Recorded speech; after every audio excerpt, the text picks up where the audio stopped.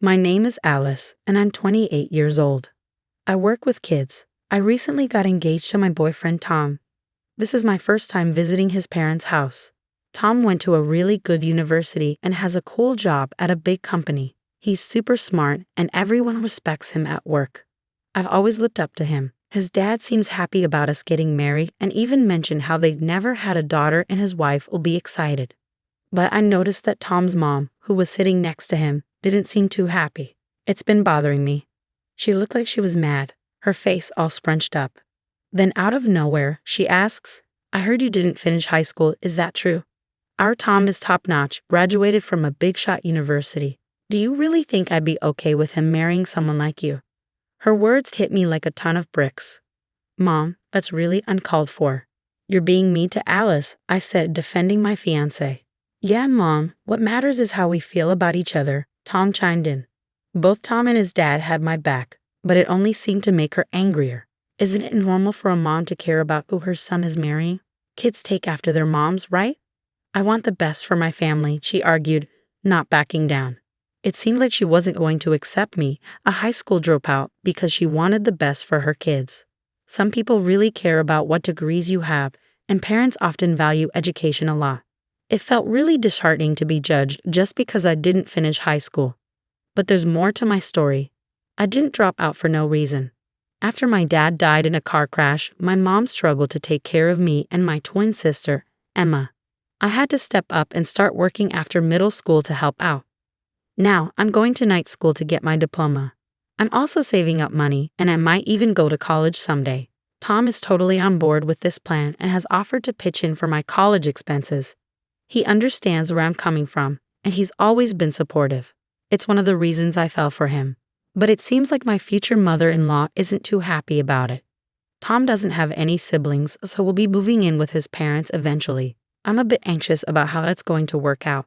A while later, I moved into their house with only a month left until our wedding. As the big day got closer, I had to make frequent trips to the venue for final checks and arrange hotels for our out-of-town guests. Between work, school, and wedding planning, I was swamped. But my mother-in-law didn't seem too happy with how I was handling things. Today, as I was putting on makeup to go to the venue, she suddenly exclaimed, "Oh my, what are you wearing?" She couldn't help commenting on my outfit. "I'm getting ready to go to the venue, so I wanted to look nice," I explained. Whether she was unhappy with me dressing up for the occasion or just looking for an excuse to criticize me, I couldn't tell. You said you're going to the venue, but you're dressed like that just to catch some attention, aren't you? You should be more careful," she remarked. She just assumed I was meeting up with a guy instead of going to the venue. I was stunned.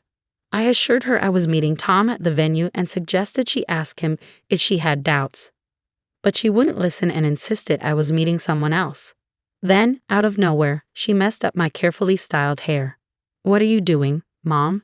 "I spent ages on my hair. Now it's ruined," I protested. With my hair all messy, I couldn't leave like that, so I had to fix it. But instead of apologizing, she said, "Don't bother fixing it. This messy look suits a dropout like you. You should wear it like this for the wedding." I was already running late, so I quickly fixed my hair and headed to the venue, where Tom was waiting.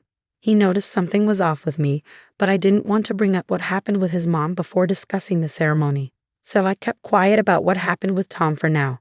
Then, as the wedding day drew closer, my mother-in-law surprised us with a suggestion. "Hey, doesn't Alice's mom live far away? It must be hard for her to come and stay in a hotel. Why not have her stay with us?" Tom and I were taken aback by her sudden offer. It seemed like a good idea to save money on hotel bills and help our families bond. Tom thought I should talk to my mom about it, so I did. My mom was thrilled with the idea, and we decided to bring my twin sister, Emma, along too.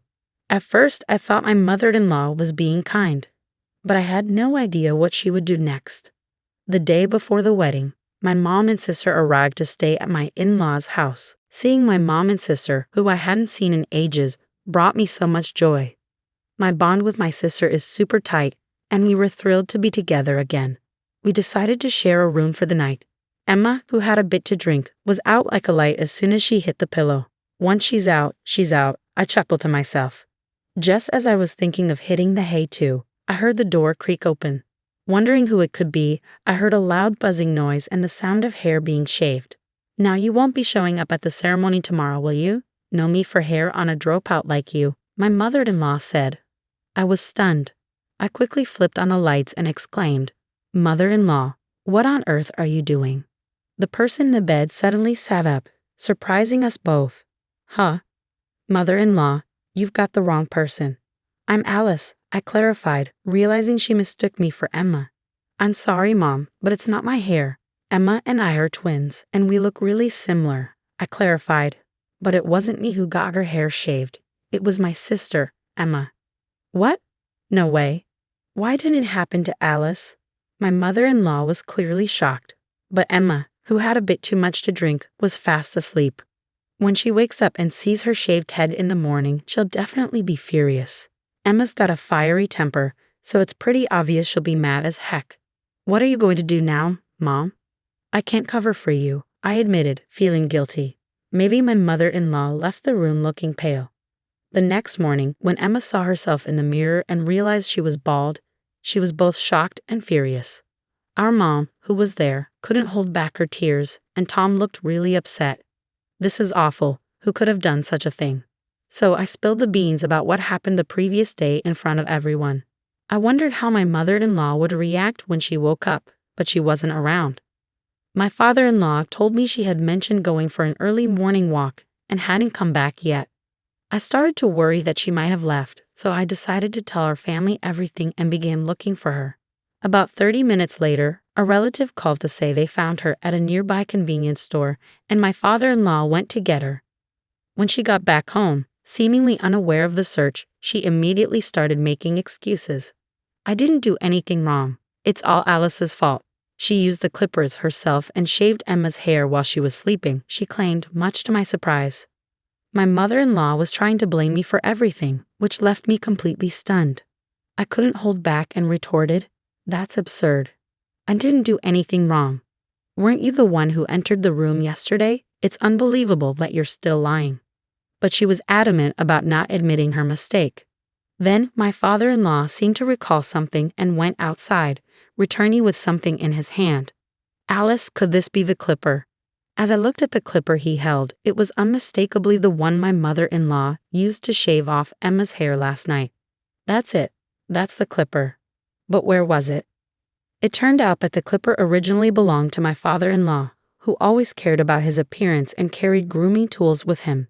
When they checked the car, where he kept his grooming tools, they found it had been rummaged through and the clipper was missing. I always leave my car keys in the bedroom. "If there's brown hair in this clipper, then it's clear your mom is the culprit," he stated as he began to disassemble the clipper. The clipper contained unmistakable brown hair, clearly from Emma. She must have hurriedly left in the dark and didn't properly clean up the hair, my mother-in-law admitted, dropping to her knees as she noticed the evidence.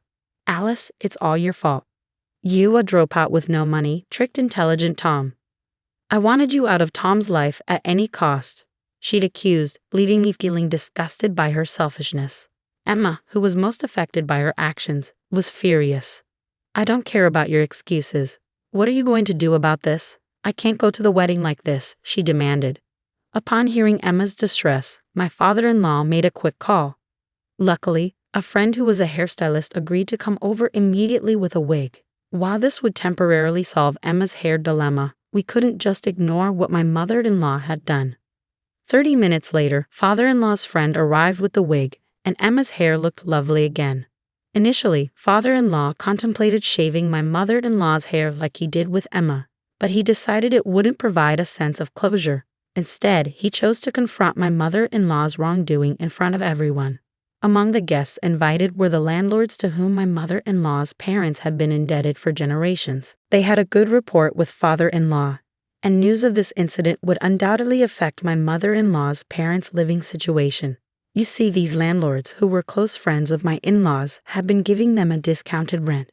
However, upon learning about my mother-in-law's actions, the landlord, known for his integrity, would likely revert the rent to its original rate or even consider eviction. My mother-in-law's parents, who are financially strained, would then have no choice but to seek refuge with my mother-in-law.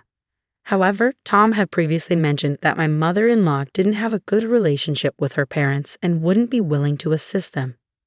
For my mother-in-law, having her parents move in would be the start of a living nightmare. Wait, please. I'll be in deep trouble if you do that. I'm sorry, it was all my fault, she pleaded.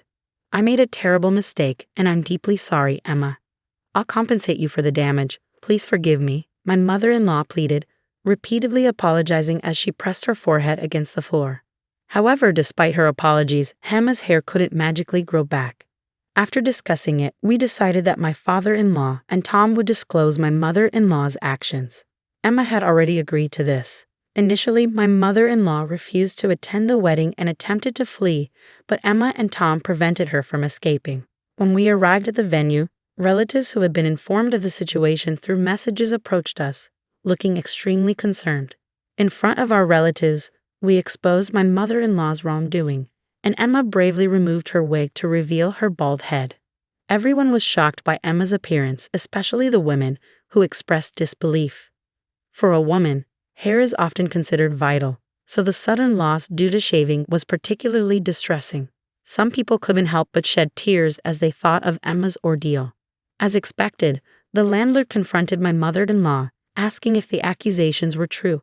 Initially, she tried to deny it, but under pressure from my father-in-law, she eventually admitted her wrongdoing. The landlord, visibly angry, faced criticism from the women present as well. Throughout the ceremony, my usually spirited mother-in-law remained downcast, a stark contrast to her usual self. Despite this, the wedding proceeded smoothly, and we were blessed by the well wishes of many attendees. However, it became clear that we could no longer reside with my mother-in-law in that house. Therefore, we made the decision to move into our own apartment and start our life as a couple.